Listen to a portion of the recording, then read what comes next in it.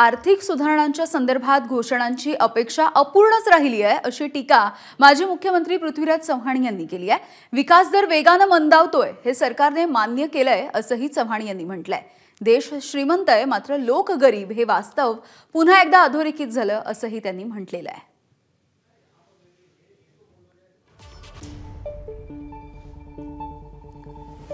विकास जो मंदावतोय त्याचे अनेक दुष्परिणाम होत आहेत। रोजगार निर्माण होत नाही, कृषी अर्थव्यवस्था कोलमडलेली आहे, शेतकऱ्यांच्या आत्महत्या थांबत नाहीत, महागाईवर काहीही उपाययोजना केलेली नाही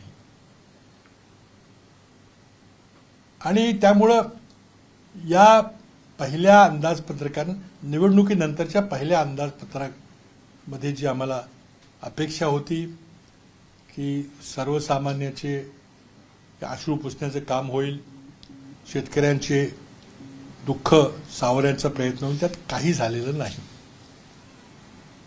आणि त्यामुळे आमची या अर्थसंकल्पामुळे घोर निराशा झालेली आहे। एबीपी माझा, उघडा डोळे बघा नीट।